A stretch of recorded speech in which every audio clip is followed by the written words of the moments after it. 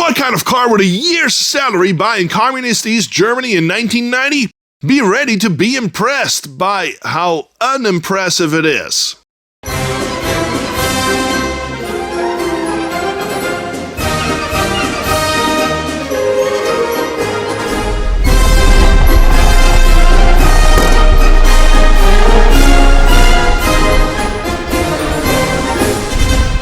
Hallo Leute. Welcome to the Luxury Car Report. I confiscated this car from a family that came in late in the factory, and now after 10 years of waiting, I finally have my own Trabant 601. Yes, this car was built in 1990. To put this into perspective, this is what a station wagon in West Germany looked like, in America and in East Germany. As bad as it was back in the day, with its cute appearance and its grille that seems to smile, the Trabi has turned into a cult car, turning heads and prompting people to smile everywhere it goes. In 1963, the Trabant sold at 7,450 marks, close to $20,000 in today's money. The average yearly income of an East German in 1960 was 6,700 marks, which means a Trabant cost more than an entire year's wages for a typical worker, and it was to be paid in advance, after which you had to wait for another 10 years to take delivery. Because of the scarcity, real market value of used examples was about double that amount, but it allowed you to skip a 10-year waiting line. The design of the Trabant by Lothar Sachse seems to have been inspired by the Peugeot 404 that came out 4 years prior. The shape of the grille, headlamps, blinkers, and tail lamps inside small tail fins all bear a clear resemblance to the 404. The S in the badges of the Trabant stands for its manufacturer, Sachsenring Automobilwerke in Zwickau. The version we're reviewing is the station wagon, Kombi in German, with a tailgate for extra practicality, but still only with 2 doors, so not that much extra practicality. The upright position of the windshield and tailgate provide for excellent visibility all around and makes for a lot of luggage space. How many bags of coal can you carry in the cargo space? Not that many, because the store ran out. While headroom in the Trabi is good, other room, not so much. You may notice that this jacket is a little too tight for me. That's because in the DDR there were no tall people, as this car also demonstrates. Let me try to get in.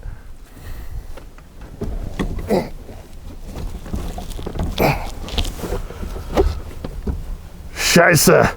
The position of the driver's seat is adjustable, so you can have even less legroom.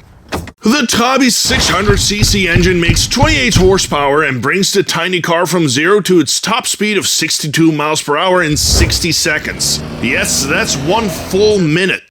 It does this on puny 13-inch tires because remember, rubber was scarce too. The Trabant has a 600cc 2-stroke engine, and since it's a 2-stroke engine, you can't get by with just gasoline. Nope, you need to mix in motor oil to make it work. The engine is air-cooled and wears a fashionable leather jacket to keep it warm during cold Soviet winters. Just like I have a nice jacket, staying warm in the freaking summer. The engine runs on a mixture of gas and oil, and seriously, I have no idea how people survived in the DDR with streets full of these cars. Its pollution makes even Volkswagen cough. Anyone who says this Trabant is trash would be factually correct. Steel was, like everything in the Soviet Empire, in short supply. Therefore, the body panels are made out of recycled cotton waste. So, small engine, light car, great fuel economy, right? You wish. This baby goes 27 miles on a gallon. Fuel consumption of a V8 with the power of a moped. The Soviet dream. With plastic body panels, it's surprising to see the grille is made of stamped aluminum. More aluminum is used in the trim pieces that cover the spots where the panels are mounted to the chassis, such as these rain gutters and the body trim that lines the car from the front all the way to the back. Door handles, hubcaps, and even the badges on this late model Trabi are made of black plastic. The 1990 Trabi features steel wheels without wheel covers, and it has steel bumpers. Those bumpers were still made to bump, featuring rubber blocks and corner pieces which can be replaced separately in case of an accident. So how was a 1990 Soviet car equipped? Well, the same way as a 1960 Soviet car. The Trabant 601 was introduced in 1964 and remained virtually the same until production ended in 1991.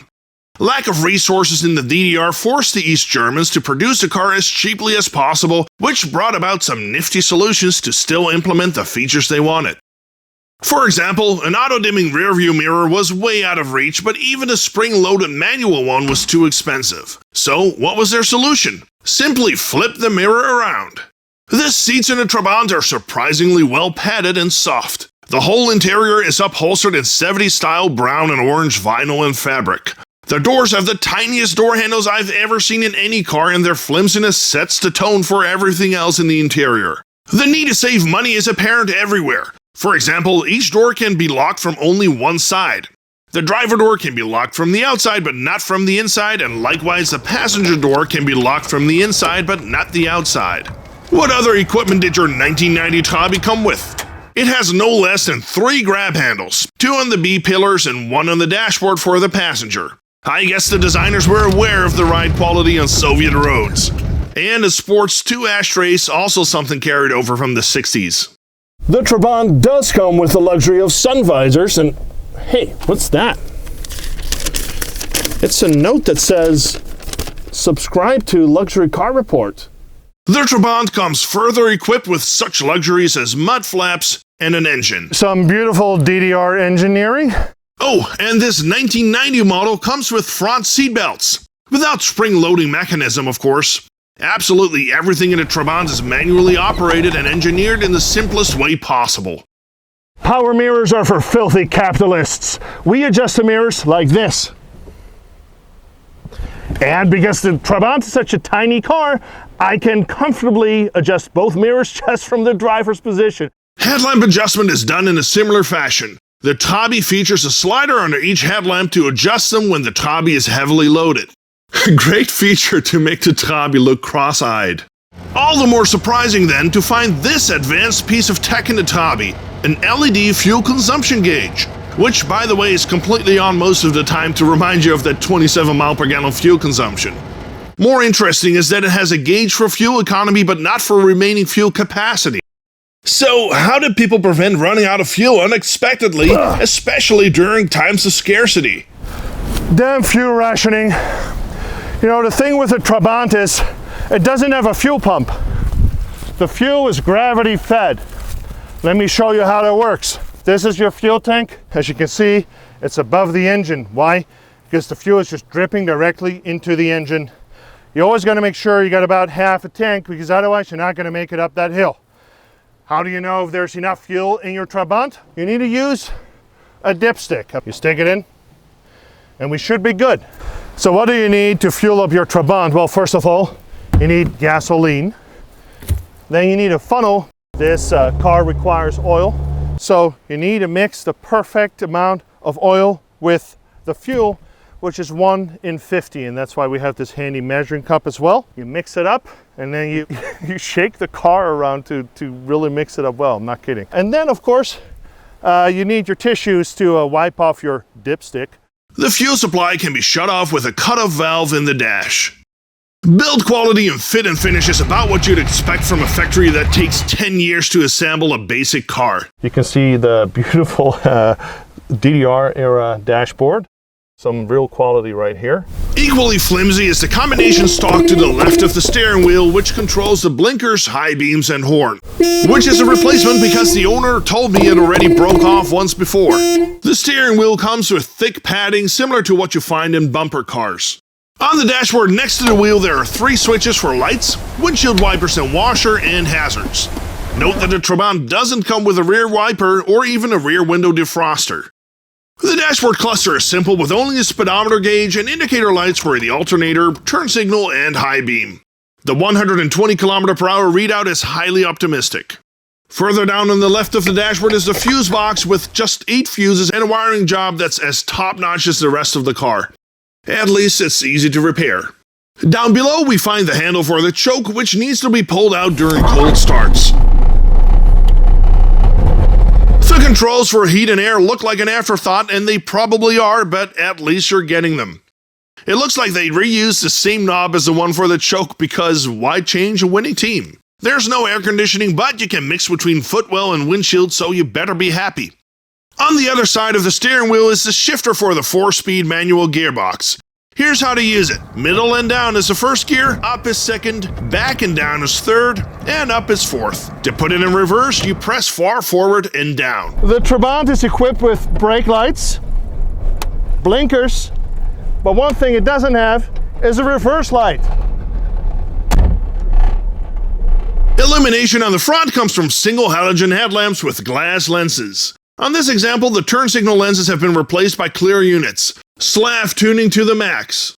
For all its flaws, the practical nature of the Tabi is undeniable. The rear seat can be folded down by simply removing a metal peg, and interestingly, the tilt can even be adjusted for maximum comfort. Cargo space is surprisingly large for such a small car, being almost 16 cubic feet. Folding down the rear seat increases this to a respectable 50 cubic feet. A more unique feature is that the rear seat can be folded backwards into a bed. And now for the big question, what is it like to drive a Trabant? It has no power steering, no power brakes, and the engine has no power either. Amish people with a horse and buggy would get impatient behind this thing. And the worst thing is that the drum brakes take almost as long to stop the car as the engine takes to get it up to speed. Steering always feels like a choice between going straight or tipping over the car. And forget about fast shifting with that steering column shifter. Or having a conversation with their passenger over the engine and transmission noise. I feel like Max Verstappen in this thing. It has the same amount of G-forces, except it doesn't have the speed. So, what is our conclusion? It took him 10 years to build this.